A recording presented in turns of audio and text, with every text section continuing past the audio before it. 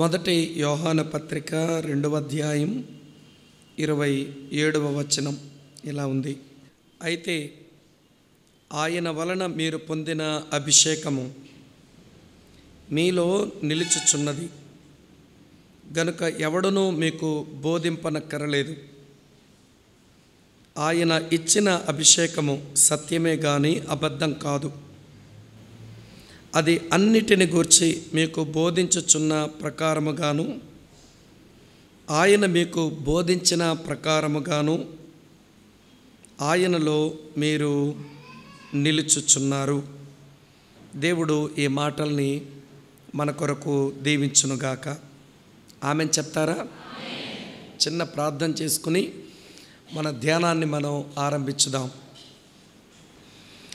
ప్రేమగల మా తండ్రి, దయగలిగిన మా దేవ,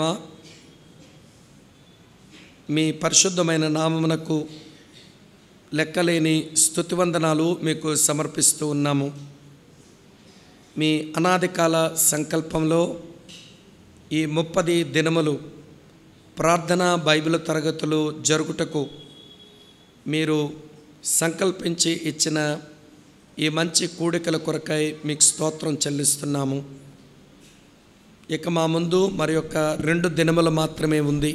ఈ 28 రోజులు ఎన్నో వాక్య సత్యాల చేత మీరు మమ్మలను కలుసుకుంటూ, మమ్మలను సంధిస్తూ, మమ్మలను ప్రశ్నిస్తూ, మమ్మలను ఆదరిస్తూ, ధైర్యపరుస్తూ, మాతో మీరు మాట్లాడిన నీ ప్రేమ కొరకు మీకు కృతజ్ఞతలు అర్పిస్తున్నాము. నీ దాసునికి మీరు ఇచ్చిన భారమును బట్టి, నీ బిడ్డలకు నీ వాక్యం పట్ల, నీ సన్నిధి పట్ల మీరిచ్చిన ప్రేమను బట్టి ఈ దినములన్నీ మీ సన్నిధి మాకు అనుగ్రహిస్తూ మాతో ముచ్చటించుచున్న మిమ్మలను కొనియాడుతున్నాము, మిమ్మలను గణపరుస్తున్నాము. ఈ రాత్రి కూడా నీ వాక్యం వినుటకు ఆయా ప్రాంతముల నుంచి ఈ స్థలమునకు వచ్చి నీ వాక్యం కొరకు వేగిరపడుచు ఉన్న బిడ్డలను మీరు జ్ఞాపకం చేసుకుని వారి అక్కర కొలది ప్రభా నీ మేలులతో నీ బిడ్డలను మీరు మాట్లాడి బలపరిచి పంపించమని బలహీనుడను నీ పక్షంగా నిలబడ్డాను. ఈ వాక్యము నీది, ఈ ప్రజలను నీ వారే. నేనును నీ సేవకునిగా నీ వాక్యం పట్టుకొని వారి ముందు పరిచర్య చేస్తూ ఉండగా మా మధ్య మీ ఆత్మకార్యం చేయమని మాతో మాట్లాడమని క్రీస్తేసు నామమందే స్తుతులు చెల్లించి ఆరాధించి ప్రార్థిస్తున్నాము తండ్రి. Amen, amen. ప్రభునందు ప్రియమైన స్నేహితులారా, యోహాను వ్రాసిన మొదటి పత్రిక మన ధ్యానాలలో మనము 3వ దినములోనికి మనం చేరుకున్నాం. ఇప్పటికే ఈ పత్రికలో నుంచి 2 ప్రాముఖ్యమైన విషయాలు మనము ధ్యానం చేస్తూ వచ్చాము. యోహాను రాసిన మొదటి పత్రికను ఆధారంగా చేసుకుని ఆది నుంచి ఏది ఉన్నదో దానిని గూర్చి మొదటి రాత్రి మీతో పంచుకున్నాను. నిన్నటి దినాన్ని దేవుని పిల్లలకు ఎప్పటికి మంచివి, రేపటికి శ్రేష్టమైనవి అది మనం ధ్యానం చేసుకున్నాం. మరి ఈరోజు మనం ధ్యానం చేసుకోబోతున్న మరి యొక్క అంశం ఏంటనంటే, నీవు అభిషేకించబడితివి, యు ఆర్ అనాయింటెడ్. అది మనము ధ్యానం చేయబోతున్నాం. అపోస్తలుడైనటువంటి యోహాను మీరు అభిషేకించబడితిరి అని ఒక్క వచనంలో అత్యవసరమైన మాట ఆయన వ్రాశాడు. ఆ మాటలోనికి వెళ్ళక ముందు మన ప్రభువైన యేసుక్రీస్తు వారు ఆరోహణం కాకమునుపు పలికిన ఒక వచనాన్ని నేను మీ కొరకు చదువుతాను, దయతో చూడండి. లూకా సువార్త 24వ అధ్యాయం 49వ వచనం. ఇదిగో నా తండ్రి వాగ్దానము చేసినది మీ మీదికి పంపుచున్నాను. మీరు పైనుండి శక్తి పొందు వరకు పట్టణములో నిలిచి ఉండుడని వారితో చెప్పెను. ప్రియులారా, ఇది ప్రభు ఆరోహణం కాక మునుపు తన శిష్యులతో చెప్పినటువంటి ఒక ప్రాముఖ్యమైన మాట. ఈ మాట గురించి నేను చెప్పక మునుపు ఒక సంగతి మీతో చెప్పాలి. ప్రభు అయిన యేసుక్రీస్తు వారి యొక్క సేవలను 5 రకాలుగా విభజిస్తారు బైబిల్ పండితులు. ఆయన సేవంతా 5 భాగాలుగా విభజించబడింది.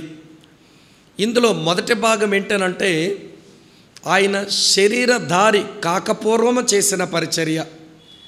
దానిని ప్రీ ఇన్కార్నేట్ మినిస్ట్రీ అని అంటారు. అనగా ఆయన శరీరం ధరించుకొనక మునుపు ఆయన పరిచర్య చేశారు. ఏమి చేశారు ఆయన పరిచర్య అంటే, ఆయన సృష్టి కార్యములోను పాత నిబంధన కాలమంతట్లో కూడా యెహోవా వాక్యముగా, యెహోవా బాహువుగా, యెహోవా హస్తముగా, యెహోవా దూతగా ఆయన పాత నిబంధన భక్తులకు ఆయన పరిచర్య చేస్తూ వచ్చారు. అప్పటికి ఆయనకు శరీరం లేదు. అందుచేతనే శరీరధారి కాక మునుపు చేసిన పరిచర్య అని దాన్ని అంటారు. రెండవ రకం పరిచర్య, దానిని భూమి మీద జరిగించిన సేవ అంటారు. దాన్ని ఎర్త్లీ మినిస్ట్రీ అని అంటాం. అనగా శరీరము ధరించుకున్న తరువాత ఆయన బోధ ద్వారా, ఆయన చేసిన సూచక కార్యాల ద్వారా, ఆయన శిలువ మీద చనిపోవడం ద్వారా, ఆయన శరీరముతో ఉన్నప్పుడు ఆయన భూమి మీద జరిగించిన పరిచర్య అది. దీన్ని ఎర్త్లీ మినిస్ట్రీ అంటారు. ఇది రెండవ రకం పరిచర్య అన్నట్టు. మరో పరిచర్య ఉంది దాని తర్వాత. మూడవ పరిచర్యను ఏమంటారనంటే పునరుత్థాన అనంతర పరిచర్య అంటారు. పోస్ట్ రిజరక్షన్ మినిస్ట్రీ అన్నారు. అనగా పునరుత్థానుడైన తరువాత తన తండ్రి యొద్దకు ఆరోహణం కాక మునుపు ఒక 40 దినాలు ఆయన పరిచర్య చేశాడు. దాన్ని పునరుత్థాన అనంతర పరిచర్య అని అంటారు. ఆ పరిచర్యలో తాను పునరుత్థానుడు అయినానని రుజువులను చూపి మరలా దేవుని రాజ్యాన్ని గురించి మళ్ళీ ప్రకటన చేసి, మీరు నా తండ్రి చేసిన వాగ్దానం ఆత్మ, యోవేలు గ్రంథంలో నా తండ్రి చెప్పించిన మాట ప్రకారం ఆత్మను పొందే వరకు మీరు యెరూషలేములో నిలిచి ఉండండి అని వారికి ఆయన తన పరిచర్యను అందించారు. ఇది అయిన తర్వాత 4వ రకం పరిచర్య. 4వ రకం పరిచర్యను ఏమన్నారంటే వర్తమాన కాల పరిచర్య అంటారు. Present ministry. ఇప్పుడు ప్రభువైన యేసుక్రీస్తు ఇప్పుడు కూడా పనిచేస్తూనే ఉన్నాడు. ఆయన చేసే పనేంటో తెలుసా? సంగమునకు శిరస్సుగా ఉండి, సంగమునకు దేవునికి మధ్యవర్తిగా ఉంటూ, సంగము పక్షమున విజ్ఞాపన చేయడానికి ఆయన ప్రధాన యాజకుడుగా ఉంటూ ఇప్పుడు పరలోకమందు ఆయన సేవ చేస్తున్నాడు. ఇప్పుడు సంగమునకు శిరస్సుగా మనకు అందించవలసిన పరిచర్య అంతా అందిస్తూ, సంఘమైన మనకు దేవునికి మధ్యవర్తిగా ఉంటూ ఆయన పరిచర్య చేస్తూ ఉత్తరవాదిగా తండ్రి కుడిపార్శ్వమున కూర్చొని మనందరి పక్షంగా ప్రధాన యాజకుడుగా ఆయన పరిచర్య చేస్తూనే ఉన్నాడు. ఇది ఆయన వర్తమాన కాల పరిచర్య అంటారు. చివరిగా మరొక పరిచర్య ఉండిపోయింది. దాన్ని ఏమంటారు అంటే భవిష్యత్ కాల పరిచర్య అంటారు. ఇంగ్లీష్లో ఎస్కటలాజికల్ మినిస్ట్రీ అన్నారు. భవిష్యత్తులో ఆయన మళ్ళీ సేవ చేయబోతున్నాడు. ఏం చేయబోతున్నాడో తెలుసా? తన సంఘమును తీసుకుని వెళ్ళడానికి ఆయన మధ్యాకాశానికి వస్తాడు. తన న్యాయపీఠం మీద కూర్చొని సంఘమునకు విమర్శ చేసి ఇవ్వవలసిన వారికి బహుమానాలు ఇచ్చి ఆయన పరిచర్య చేస్తాడు. తరువాత రాజుల రాజుగా, ప్రభువుల ప్రభువుగా ఆయన వేంచేస్తాడు. తర్వాత పాపులకు ధవల సింహాసనం మీద కూర్చొని తీర్పు తీరుస్తాడు. ఇట్లా చాలా పరిచర్యలు మన ప్రభువైన యేసుక్రీస్తు వారికి ఉన్నాయి. ఈ 5 మీకు ఎందుకు చెప్పాను అంటే, ఏ కాలంలో ఆయన ఎలాగ పరిచర్య చేస్తున్నాడో అది మనకు అర్థమైతే అందులో ఉన్న సత్యాలను మనం గ్రహించడానికి వీలు పడుతుంది. సరే, ఇవన్నీ ఇప్పుడు మనకు అనవసరం. ఇందులో మధ్య పరిచర్యను మనం చూస్తాం. అదేంటనంటే పునరుత్థాన అనంతర పరిచర్య. ప్రభువైన యేసుక్రీస్తు మరణమును గెలిచి లేచాడు. 40 రోజులు తన శిష్యులకు కనబడి నేను పునరుత్థానుడయ్యాను అని రుజువులు కూడా చూపించుకొని శిష్యులకు ఒక మాట చెప్పినాడు. ఏమని చెప్పాడో తెలుసా? మీరు పైనుండి శక్తి పొందు వరకు, నా తండ్రి చేసిన వాగ్దానం ఆత్మను మీరు పొందే వరకు కూడా మీరు యెరూషలేములోనే నిలిచి ఉండండి అని చెప్పాడు. జాగ్రత్తగా వినండి. ఇక్కడ లూకా సువార్త 24వ అధ్యాయం 49వ వచనంలో ఉన్న మాట, నా తండ్రి వాగ్దానము చేసినది మీ మీదికి పంపుచున్నాను, మీరు పైనుండి శక్తి పొందు వరకు. ఇక్కడ పొందు వరకు అనే మాట చాలా ప్రాముఖ్యమైన మాట. జాగ్రత్తగా వినండి. పొందు వరకు అనే మాటకు ఇంగ్లీషులో ఎండ్యూర్ అనే మాట ఉపయోగించబడింది. మరికొన్ని ట్రాన్స్లేషన్లో క్లోత్డ్ అని ఉపయోగించబడింది. ఒరిజినల్గా గ్రీకు భాష చదివినప్పుడు అక్కడ ఉపయోగించబడిన పదం ఏంటనంటే ఎండియో సస్తే అనే మాట ఉపయోగించాడు లూకా. ఎండియో సస్తే అంటే అర్థం ఏంటనంటే ధరించుకొనుట అని అర్థం. కనుక ప్రభు ఏమని చెప్పారన్నమాట, దినమున మీరు పరిశుద్ధాత్మ శక్తిని మీరు ధరించుకునే వరకు కూడా మీరు యెరూషలేములోనే ఉండండి, మీరు బయటికి వెళ్ళొద్దు అని చెప్పాడు. ఇప్పుడు ఒక సంగతి మీతో చెప్తాను. ఒక 25 సంవత్సరాల యవ్వనస్తుడు బట్టలు ధరించుకోకుండా బయటికి వెళ్ళాడు అనుకోండి, వాడిని ఏమంటాం మనం? పిచ్చోడు అంటాం. తర్వాత ఏమంటాం? వాడిని సిగ్గు లేదు అంటాం. ఇంకా వాడిని ఏమంటాము? దిగంబరి అని అంటాం కదా. ఇది మంచి మాటలే. పిచ్చివాడు, సిగ్గులేనివాడు, దిగంబరి అని అంటాం. కనుక ప్రభువైన యేసుక్రీస్తు వినండి, ఆయన చెప్పిన మాటకు మీరు చెప్పిన మాటలు కలుపుతాను. శరీరం మీద వస్త్రం వేసుకొని మనం బయటికి వెళ్ళాలి. అలా వెళ్తే మనకు మర్యాద ఉంటుంది, మనం మంచి వాళ్ళమని అనుకుంటారు. కానీ శరీరం మీద బట్టలు లేకుండా మనం అలా బయటికి వెళ్తే పిచ్చివాడు, సిగ్గులేనివాడు, దిగంబరి అని ప్రజలు అంటే, మరి ఆధ్యాత్మిక జీవితానికి ప్రభు అన్నాడు ఆత్మశక్తిని ధరించుకునే వరకు యెరూషలేములో ఉండండి, ఆ శక్తి ధరించుకోకుండా మీరు బయటికి వెళ్ళొద్దు అన్నాడు. మరి ఈ రోజున క్రైస్తవులం ఎట్లయినామంటే ఆ శక్తి ధరించుకోకుండానే బయటికి పోతున్నాం. ఇప్పుడు మనల్ని ఏమనాలి? ఆధ్యాత్మిక పిచ్చివాళ్ళు, ఆధ్యాత్మికంగా సిగ్గులేనోళ్ళు, ఆధ్యాత్మికంగా దిగంబరులు అని చెబితే సరిపోతుందేమో. అంతే కదా. మీరు చెప్పిన మాటలే నేను చెప్పాను, నేనేమి కొత్త మాటలు చెప్పలేదు. పిచ్చోళ్ళు, సిగ్గులేనోళ్ళు, దిగంబరి మీరే అన్నారు. ఈ రోజున క్రైస్తవ సంఘాలలో ఎవరు తయారవుతున్నారనంటే స్పిరిచువల్ నేకెడ్ పీపుల్, ఆధ్యాత్మిక దిగంబరులు మనకి కనబడుతున్నారు. ఆధ్యాత్మికంగా పిచ్చి పట్టింది వీళ్ళకు. ఆత్మలో బాగుంటే బాగున్ని పిచ్చి కనుక ఏమండి, వారు ధరించుకోవలసిన శక్తిని ధరించుకోకుండా ఆత్మీయంగా ఒక పిచ్చోల్లాగా తిరుగుతూ ఉన్నారు. అంత మాత్రమే కాదు, ఆధ్యాత్మిక జీవితంలో సిగ్గు లేకుండా ఉన్నారు అని మీరు చెప్పిన మాటల్లోంచే చెప్పాల్సి వస్తుంది. నిజమే ప్రియులారా, అంత్యకాలములో ఉన్న సంఘం ఎలా ఉంటుంది అని అపోస్తలుడైన పౌలు ముందుగానే ప్రవచించాడు. ఆ ప్రవచనం చదువుతాను చూడండి.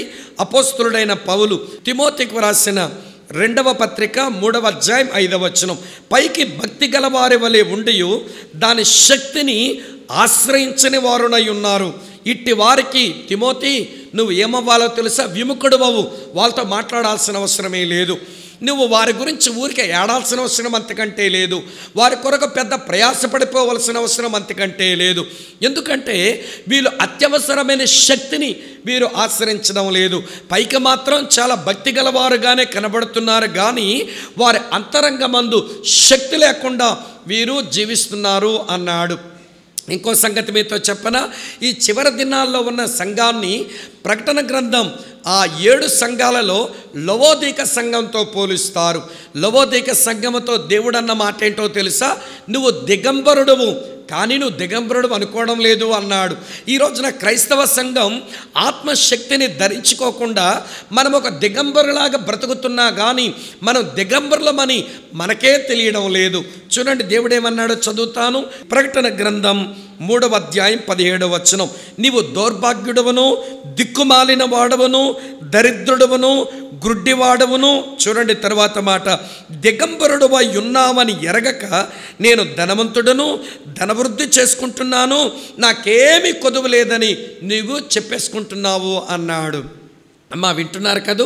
ఈ రోజున సంఘం ఎలా ఉందనంటే మేము ఆధ్యాత్మికంగా మేము దేవి దిగంబరులం కాదు, మేము చాలా కలిగి ఉన్నామని మనం అనుకుంటున్నాం. కానీ దేవుడు ఏమంటున్నాడంటే మీరు ధరించుకోవలసిన ఆత్మశక్తిని మీరు ఇంకా ధరించుకోలేదు కాబట్టి మీరు ఆధ్యాత్మికంగా దిగంబరులు అంటున్నాడు. స్పిరిచువల్ నేకెడ్ పీపుల్ అంటున్నాడు. మీరు పైకి చాలా భక్తి గలవారుగా ఉన్నారు, కానీ మీరు ధరించుకోవలసిన ఆత్మశక్తిని మీరు ఇంకా ధరించుకోలేదు అని దేవుని వాక్యం చాలా తేటగా స్పష్టంగా చెబుతుంది. జాగ్రత్తగా వినండి ఈ మాట, జాగ్రత్తగా నేర్చుకోండి ఈ మాట. మనము శక్తి కలిగి మనము పైకి భక్తిని చూపించి ఈ లోకములో బ్రతకవలసినటువంటి క్రైస్తవులం. అయితే మీరు ఒక మాట అడగొచ్చు, బాబు ఈ ఆత్మశక్తి లేక ఈ ఆత్మాభిషేకం ఎట్లా దొరుకుతుంది అని మీరంటే, దీని కొరకు మీరేం పిల్లి మొగ్గలు వేయాల్సిన అవసరం లేదు. దీనికి ఏదో మీరు గడ్డాలు పెంచుకొని హిమాలయ పర్వతాల్లో తపస్సు చేయాల్సిన అవసరం లేదు. లేకపోతే మీరు ఒంటికాల మీద నిలబడి జపాలు చేయాల్సిన అవసరం లేదు. లేకపోతే ఎవరో మా దగ్గరకు వస్తే అభిషేకాలు దొరుకుతాయని మీకు రిజిస్ట్రేషన్ ఫీజు కట్టి మా దగ్గరకు రండని పిలుస్తారు. ఇలాంటి మాయరోగం కలిగిన ఈ మాయబాబాల దగ్గరికి అంతకంటే వెళ్ళాల్సిన అవసరం లేదు. మరి ఏం చేస్తే ఈ అభిషేకం